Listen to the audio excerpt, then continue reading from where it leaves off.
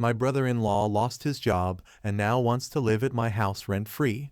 He has been lazy, he is a dirty slob, and my wife is taking his side. I 34M was married to my wife Sarah 32F for 8 years.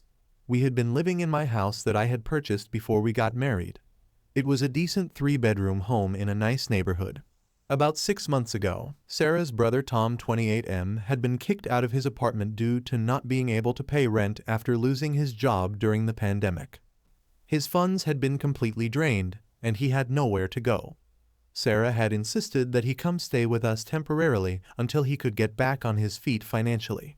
I had been reluctant at first as I valued my privacy and personal space.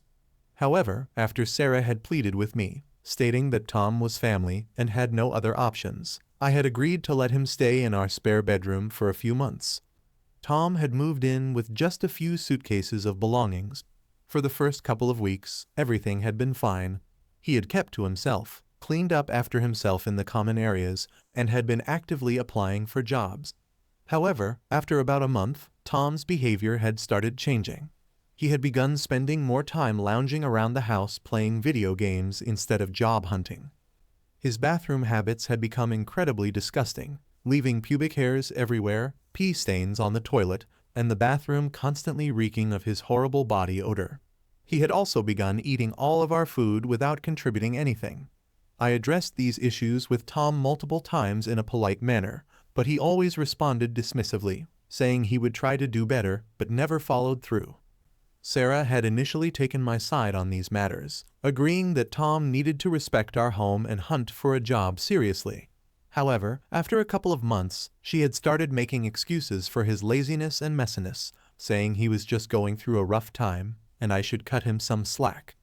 By the 4th month of Tom's stay, I had reached my boiling point.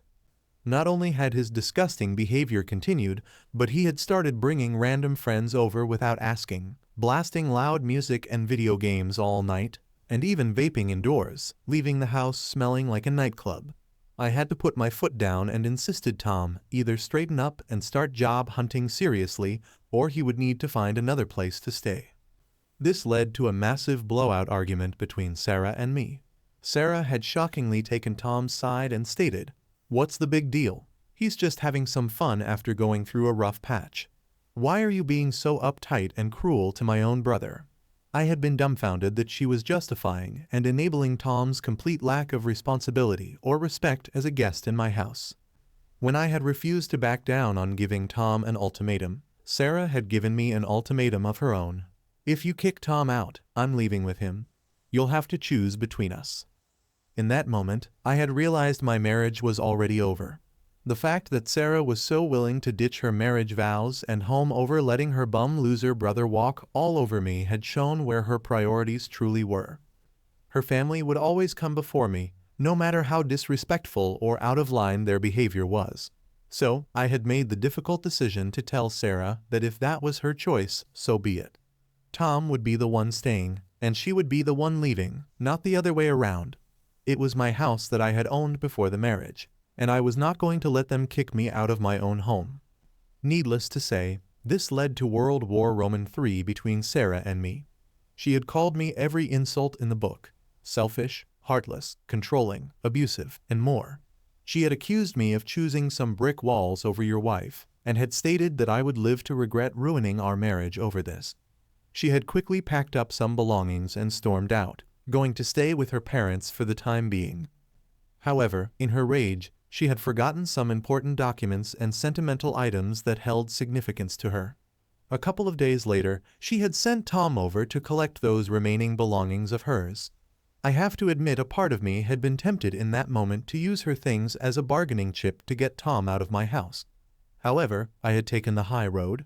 No items had been kept from Tom, and he had been able to collect everything of Sarah's that she wanted. As he had left with her things, he had also stated that I would regret this decision and that she was the best thing that ever happened to me. In the 2 months since I had started the legal process for divorce from Sarah, she had continued trying to pressure me into allowing Tom to remain in my home, stating that he had nowhere else to go and I would be ruining his life by kicking him out. However, I had refused. Tom had brought this situation upon himself through his lack of ambition and disrespect of boundaries. I owed him nothing. My soon-to-be ex-wife could choose to let her bum brother mooch off her if she wanted, but there was no way he would be staying in my house anymore. Ultimately, Tom had finally found a new place to move into after I had stuck to my guns. However, the damage had been done to my marriage over this situation. Sarah had made it clear her brother would always be her priority over me. So, Reddit, am I the one at fault for not allowing my lazy, disrespectful brother-in-law to keep living in my house rent-free, even though it led to the end of my marriage? I basically had to choose between enabling Tom's loser behavior or losing my wife. I do not think I was the one at fault here at all, but I would be interested to hear some outside perspectives. Update: I know it's been several months since I last updated this situation, but a lot has happened that I need to get off my chest. What I'm about to explain may seem crazy and unbelievable, but I swear on my life every word is the truth. After the events of my last post where my marriage to Sarah had self-destructed over her, enabling her lazy bum of a brother Tom, life had been difficult, but I was trying to move forward. The divorce proceedings with Sarah had been underway, though she had continued insisting that I allow Tom back into my home before she would agree to any settlement. Of course, I had refused, having been pushed way too far by Tom's disgusting behavior and lack of respect towards my home and rules. Tom had eventually found a new place after I had kicked him out, though I had still been on the hook for paying rent at that place per Sarah's demands if I wanted the divorce settled somewhat easily. I had been focusing on work, trying to bury myself in my career to take my mind off the pain of my marriage crumbling over such an idiotic reason: Sarah's blind devotion to her loser brother over her husband. I had kept replaying all the fights and insults in my mind, her calling me selfish and abusive for simply wanting basic respect and responsibility in my own home. Part of me had wondered if I was the bad guy after all for letting my pride and stubbornness ruin an 8-year marriage. Maybe I should have just continued putting up with Tom's crap to keep the peace with Sarah. But another part of me knew that her priorities were completely off, and enabling Tom's loser lifestyle would have only continued the problem long term. For several months, I had tried to simply move on and accept that my marriage was over. I had gotten accustomed to having the house to myself again, not having to walk on eggshells around Tom's mess and odors. I had started making some home improvements and redecorating to my own taste, something I couldn't have done with Sarah's input. However, about a month ago, something strange had happened that reopened this can of worms. I had been out doing some grocery shopping when I had bumped into an old friend from college named Jake. Jake and I had been pretty close buddies back in our university days, though we had drifted apart once we entered our careers, and he got married with kids. After exchanging some basic catch-up chit-chat, Jake had cautiously asked me, "Hey man, I have to ask, are the rumors true that you and Sarah split up because you kicked out her brother for being lazy?" I had been a bit taken aback that mine and Sarah's private marital issues had seemingly become public gossip, but I had figured it was a small town, and these things tend to spread like wildfire when people get divorced. So, I had confirmed to Jake that yes, that was essentially the situation that led to our separation. To my surprise, Jake had reacted with an expression of disbelief. He had then said something shocking that had never even crossed my mind. "Dude, what if I told you the story you think you know is only scratching the surface, that things are way more messed up than you could ever imagine?" I had pressed Jake for more details, but he had been initially hesitant to reveal anything, saying he didn't want to spread unverified rumors. However, after I had insisted and reminded him of our old bond of trust, Jake eventually agreed and began explaining something that, if true, made me question everything I thought I knew. According to Jake, he had a close friend named Brian who had known Tom for years going back to their high school days. Though Jake didn't personally know Tom well, he had heard plenty of stories about what a deadbeat loser Tom was from Brian over the years, constantly borrowing money from friends to fuel his lazy lifestyle, mooching off girlfriends, you name it. Well, according to what Brian had told Jake, Tom's sponging off me and Sarah had apparently been no accident or coincidence. It had been a calculated long-term plan by not just Tom, but also his friend Brian. As the story went, about a year prior, when things were still going well in my marriage, Brian had attended a party where he locked eyes with Sarah. According to Jake, Brian had immediately been mesmerized by Sarah's beauty and had been determined to pursue her, even though he knew she was married to me. Tom owed a huge sum of money to Brian, thousands of dollars from some past debts and misadventures. Brian had been constantly hounding Tom to pay up, threatening trouble if he didn't get his money. That's when Brian had hatched a plan. He would convince Tom to pursue essentially breaking up my marriage to Sarah. If Tom could insert himself into our household and slowly turn Sarah against me, eventually driving a wedge that would lead to our divorce, well then Brian would have a chance to slither his way in and pursue the newly single Sarah for himself. In return for Tom's efforts in breaking up my marriage, Brian would waive the huge debt that hung over Tom's head, finally relieving him of that burden, a win-win for those two jackals. I had listened to Jake's story in utter disbelief and disgust. There was no way Tom could be that big of a scumbag, was there? To actively work on sabotaging his own sister's marriage just so his sleazy friend could have a chance with her. But Jake had insisted everything he was telling me came directly from Brian's mouth, and the timeline seemed to line up perfectly. Tom had started mooching off Sarah and me soon after Brian first saw her and became infatuated. Tom's behavior had suddenly shifted to being a repulsive, lazy slob not long after that as well.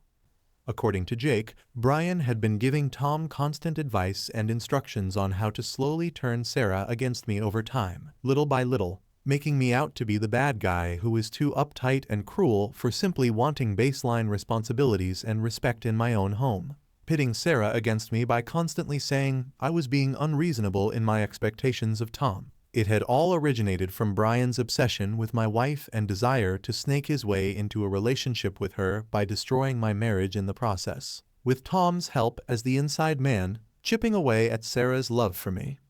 They had achieved their goal. Hearing all of this had felt like being punched in the gut repeatedly.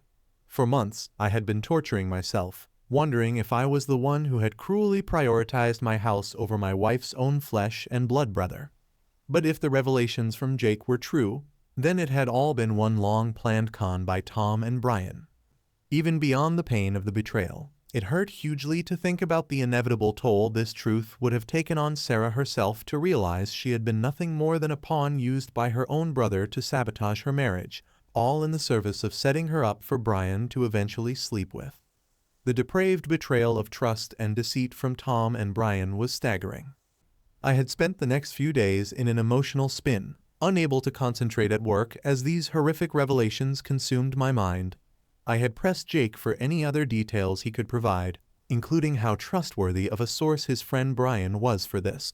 While Jake admitted Brian was a bit shady at times, he insisted there was no way Brian could have fabricated a story this elaborate and perfectly timed.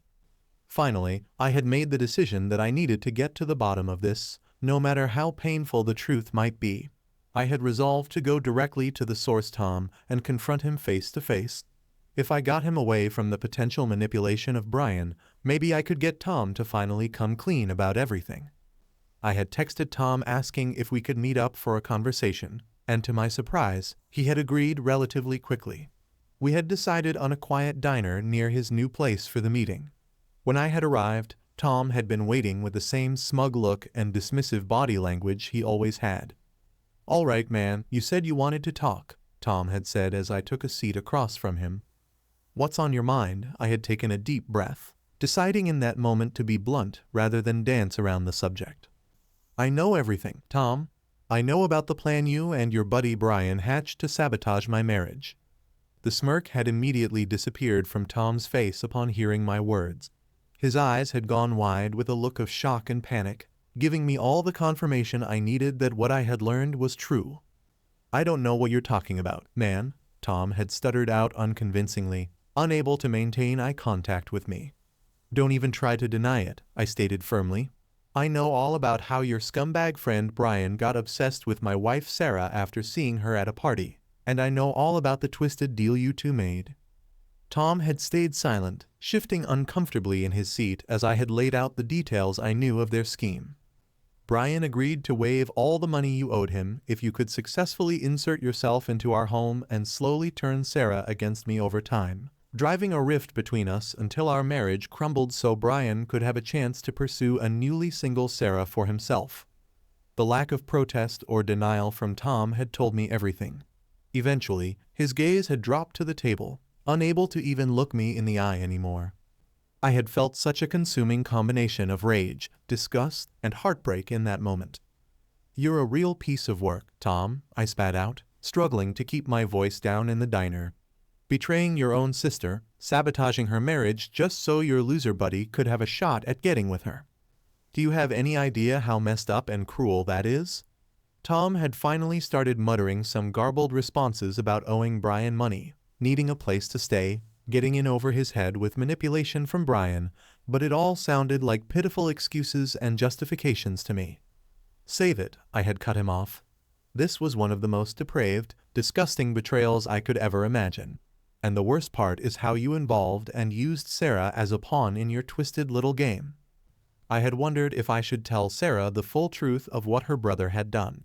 Part of me wanted to protect her from the devastation of learning her own sibling had played such an active role in sabotaging her marriage for his own selfish interests. But another part knew she deserved to know the full extent of Tom's reprehensible actions and betrayal.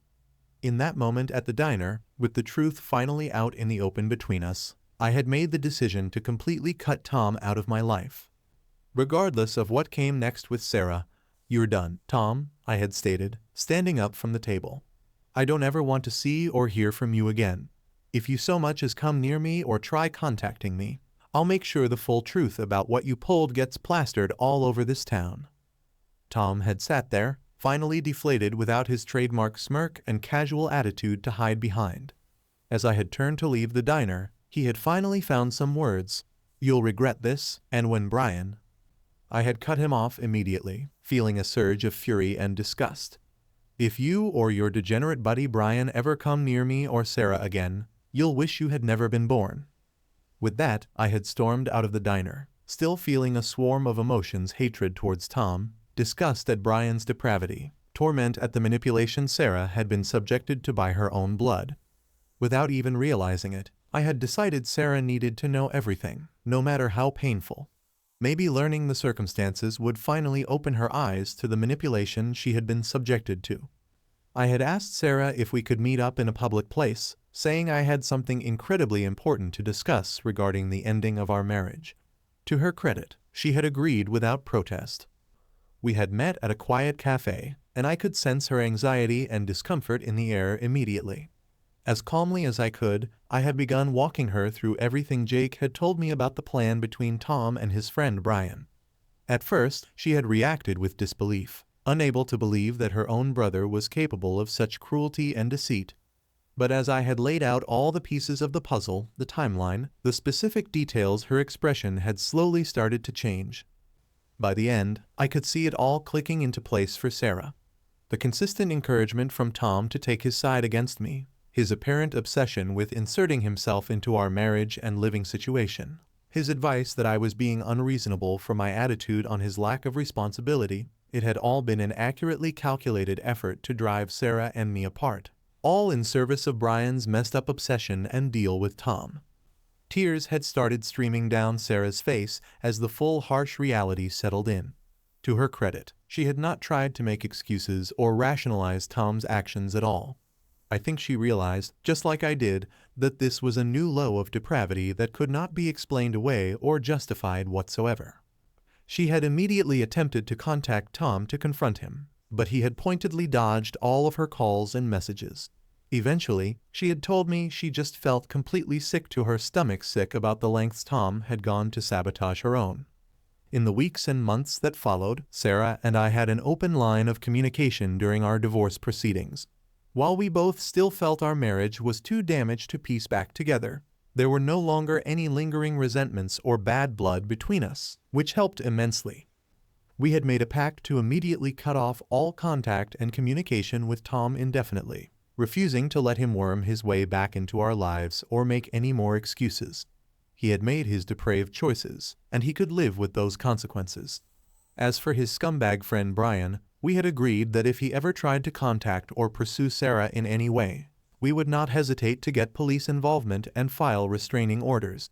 His twisted obsession and entitlement over Sarah had gone way too far already.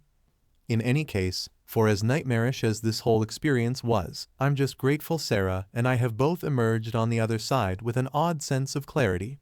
Boundaries re-established, while our marriage may be over, An incredible weight and burden have been lifted off both of our shoulders. We don't have to dwell in the anger, confusion, and self-doubt of being gaslit and exploited by those two depraved sociopaths any longer. The truth has allowed us to regain our self-respect and self-trust as we go our separate ways and start new chapters.